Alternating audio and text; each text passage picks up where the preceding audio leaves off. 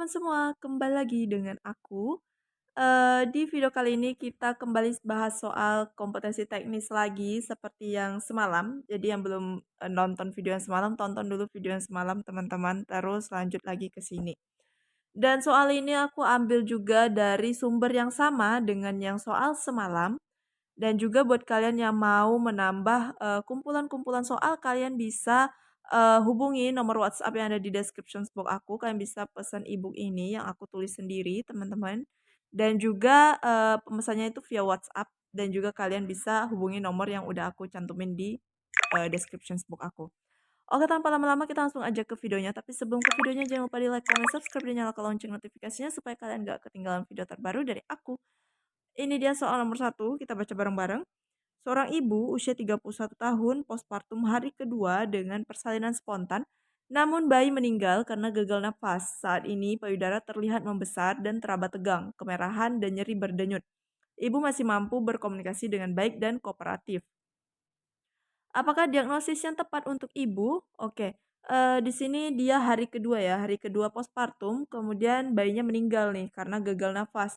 Nah, karena pastinya kalau, bayinya meninggal berarti ibunya tidak, apa namanya, tidak menyusui ya teman-teman. Jadi kalau tidak disusui maka, nantinya payudara ibu tuh bisa terjadinya bendungan payudara ya teman-teman karena ASI-nya tidak keluar, maksudnya tidak dihisap oleh bayi kayak gitu. Nah kalau bendungan payudara tidak teratasi maka terjadilah yang namanya mastitis. Nah kalau mastitis ini tidak teratasi dengan baik, maka akan terjadi abses teman-teman. Nah, di sini ciri-ciri bendungan payudara, mastitis, dan abses itu berbeda ya. Kalau bendungan payudara itu biasa payudaranya tegang, keras, yang kemudian hangat ya. Tetapi tidak menyebabkan ibu demam maupun nyeri, teman-teman, atau nyeri tekan kayak gitu. Nah, kalau dia misalnya tidak tertangani, maka dia berubah menjadi mastitis, itu biasanya gejalanya itu payudaranya tegang, keras, kemudian itu mulai ada muncul kemerahan, teman-teman. Dan juga biasanya ibunya ini demam dan juga, ada nyeri ya, nyeri tekan pada payudara. Nah, kalau abses, abses itu dari mastitis yang tidak tertangani kemudian berubah menjadi ada nanahnya, kayak gitu ya, teman-teman. Nah, itu abses. Nah, jadi kalau untuk soal ini, maka diagnosisnya adalah ibu postpartum dengan mastitis, teman-teman. Jawabannya adalah yang A. Karena di sini ada gejala nih kemerahan dan nyeri berdenyut kayak gitu. Oke, lanjut ya soal nomor 2. Oke, soal nomor 2 kita baca bareng-bareng. Seorang perempuan usia 35 tahun melahirkan anak ketiga satu hari yang lalu di rumahnya. Pada pemeriksaan TTV dalam batas normal. Kolostrum plus, kemudian TFU 2 jari di bawah pusat, kontraksi uterus kuat, lokea rubra. Apakah rencana asuhan pada kasus tersebut? Oke, ini dia hari pertama ya. Anak ketiga satu hari yang lalu ya, berarti ini masuk ke hari kedua nih, hari kedua postpartum teman-teman. Kolostrumnya udah mulai keluar ya, biasa kolostrum kan keluarnya hari kedua, hari ketiga kayak gitu ya teman-teman, kayak yang sedikit-sedikit kayak gitu dan isinya itu bagus banget buat bayi dan dilarang untuk membuang kolostrum ini karena isinya itu ada antibody teman-teman, kayak gitu. Nah, kemudian TFU-nya baik, kontraksinya juga baik, dan lokeanya rubra itu masih normal. Nah, rencana asuhannya kira-kira apa, teman-teman? A. Berikan tablet tambah darah. B. Anjurkan ibu mengurangi minum. C. Anjurkan teknik menyusui yang benar. D. Berikan tablet vitamin A dosis tinggi. E. Berikan konseling perawatan payudara. Oke, biasanya kalau pemberian tablet tambah darah itu habis nifas ya, bukan habis nifas, habis, infartu ya teman-teman. Nah begitu selesai infartu kita beri ibunya tablet tambah darah karena kan dia sudah mengeluarkan banyak darah tuh. Jadi kita berikanlah tablet tambah darah untuk menggantikan, sel darah merahnya yang udah keluar kayak gitu. Nah jadi kalau yang A ini bukan ya teman-teman, kemudian anjurkan ibu mengurangi minum ini juga bukan nih. Yang C anjurkan teknik menyusui ibu yang benar. D. Memberikan tablet Fit A dosis tinggi. Nah, dosis, Fit A ini biasanya setelah persalinan diberikan, barengan dengan tablet tambah darah ya. Kemudian berikan konseling perawatan payudara. Oke teman-teman, di sini karena kolostrumnya udah keluar, maka asuhan yang bisa kita berikan rencananya itu adalah menganjurkan untuk teknik menyusui yang benar. Jadi kita ajarin nih cara menyusui yang benar supaya tidak terjadi yang namanya apa? Lecet puting, kemudian bendungan payudara, mastitis, abses dan lain sebagainya dan juga supaya bayinya itu eh, puas nyusunya. Kalau misalnya posisinya tidak benar, nanti bayinya pasti salah juga posisinya, jadi dia tidak kenyang, teman-teman, seperti itu. Nah, makanya nomor 2 itu jawabannya benar adalah yang C. Lanjut ke soal nomor 3. Oke, teman-teman, lanjut ke soal nomor 3 ya. Seorang perempuan usia 24 tahun melahirkan anak pertama 5 jam yang lalu di BPM. Mengatakan mules dan nyeri pada jahitan setelah persalinannya. Hasil pemeriksaan TTV dalam batas normal, TFU satu jari di atas simpisis, kandung kemih penuh, kontraksi uterus lemah, perdarahan 150 cc. Apakah tindakan yang paling tepat pada kasus tersebut? Oke, dia 5 jam ya, 5 jam pasca partus, kemudian mulas dan nyeri pada jahitan ini hal yang normal. TTV-nya juga dalam batas normal, kemudian TFU-nya satu jari di atas simpisis. Biasanya kan kalau habis persalinan ya teman-teman itu TFU-nya 2 jari ya, 2 jari di eh, atas simpisis atau di 2 jari di bawah pusat ya teman-teman. Oh ya bener lah ini. TFU satu jari di atas pusat, di simpisis. Kirain aku tadi di atas pusat, salah. Oke, maaf ya teman-teman, kita lanjut lagi. Kandung kemihnya penuh, kemudian kontraksi uterus lemah, perdarahannya 150 cc. Nah, kira-kira tindakan yang bisa kita lakukan itu apa? Nah, kandung kemih penuh ini bisa memicu yang namanya kontraksinya jadi jelek, teman-teman, atau lemah. Nah, jadi kita suruh ibunya ini BAK ya, teman-teman, buang air kecil. Kalau misalnya ibunya tidak bisa BAK, ya sudah kita pasangkan kateter kayak gitu ya teman-teman. Nah, dengan demikian maka kontraksi uterusnya nanti bisa bakalan kembali baik lagi. Dan juga perdarahannya ini masih batas wajar ya 150 cc teman-teman. Karena apa?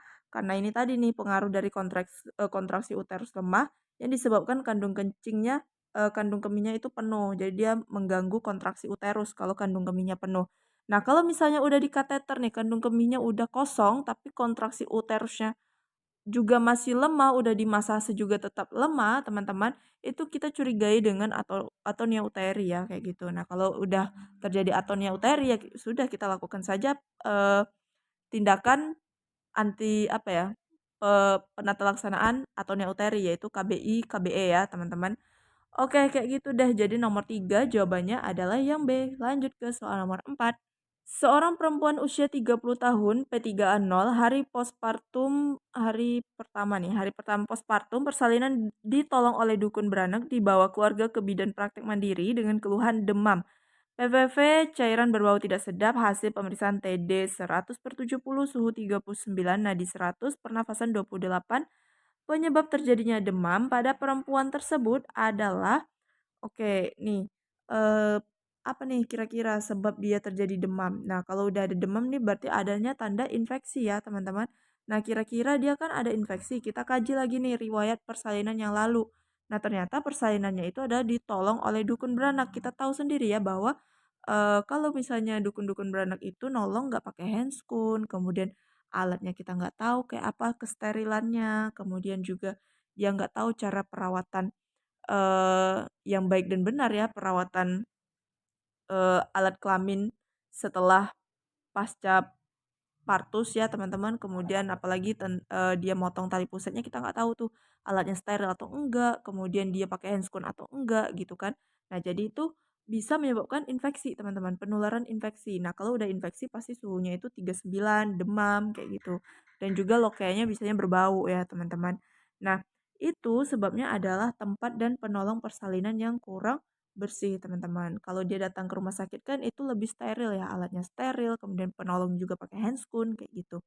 Nah, jadi soal nomor 4 itu adalah jawabannya yang C, teman-teman. Kalau yang E, teman-teman, maaf, yang E ya. Kalau yang C, alat penjahitan tidak steril. Nah, biasanya di dukun kan mereka nggak bisa jahit ya, teman-teman. Jadi tidak dilakukan yang namanya penjahitan. Kayak gitu. Jadi kita lanjut lagi ke soal yang terakhir. Kayaknya dia soal yang terakhir nih. Oke, kita baca bareng-bareng ya. Seorang perempuan usia 26 tahun datang ke klinik diantar oleh dukun. Bayi sudah lahir 1 jam yang lalu, tapi plasenta belum lahir. Pemeriksaan menunjukkan TFU setinggi pusat tanpa tali pusat di depan vulva dan ada perdarahan. Nah, tindakan awal yang diberikan oleh bidan pada kasus tersebut itu adalah A. Cek darah rutin, B. Pemantauan TTV, C. Manual plasenta, D. Melakukan KBI KBE, evaluasi jumlah perdarahan. Oke, di sini yang ditanyakan tindakan awalnya ya, kira-kira dia udah lahir nih, bayi udah lahir 1 jam. Nah, berarti ari-arinya kan udah nggak keluar selama kurang lebih 1 jam juga kan teman-teman. Nah sedangkan kalau pada persalinan kalau kita tolong itu 30 menit plasenta tidak lahir maka kita lakukan manual plasenta teman-teman. Tapi ini udah sekitar lebih kurang 1 jam kayak gitu. Nah tindakan awal yang bisa diberikan oleh bidan pada kasus tersebut itu kira-kira apa teman-teman? Ini beda ya, dia tindakan awal dengan rencana tindakan atau asuhan kayak gitu. Nah, kalau menurut aku sih, aku bakalan pilih yang B sih, pemantauan TTV teman-teman. Awalnya kita pantau dulu TTV-nya gimana nih, tensinya gimana, kemudian nadinya apakah mulai menunjukkan gejala shock kayak gitu. Biasanya kan apalagi ada keluar perdarahan nih, takutnya ibunya nanti shock, tensinya turun, nadinya meningkat, suhunya mulai meningkat kayak gitu, mulai keluar keringetan kayak gitu ya udah menunjukkan tanda-tanda gejala shock. Kalau udah kayak gitu ya mau gimana lagi kita harus cepat rujuk ya teman-teman, kita harus pasang dulu infus segala macam oksigen, kita rujuk kayak gitu ya. Nah tapi kalau misalnya dia di RS teman-teman ya udah lakukan aja manual placenta, tapi karena ini dilakukan di klinik kita pantau dulu TTV-nya, kita periksa dulu TTV-nya kalau semuanya masih bagus masih aman ya udah kita lakukan yang namanya manual placenta kayak gitu teman-teman. Tapi sebelum melakukan manual placenta jangan lupa pasang infus ya teman-teman. Oke, kayak gitu deh menurut aku, jawabannya adalah yang B. Tapi kalau misalnya kalian punya jawaban yang berbeda dengan aku, boleh komen di kolom komentar. Oke teman-teman segitu dulu soal 5 soal dari aku. Semoga bisa membantu kalian dalam persiapan P3K tahun ini. Dan juga aku ucapin terima kasih banget buat kalian yang selalu nontonin video aku, dan yang udah subscribe, dan yang belum subscribe jangan lupa di-subscribe, like, comment, dan share ke semua sosial media yang kalian punya supaya kalian gak ketinggalan video terbaru dari aku. Oke, sekian dulu. See you next video. Bye-bye.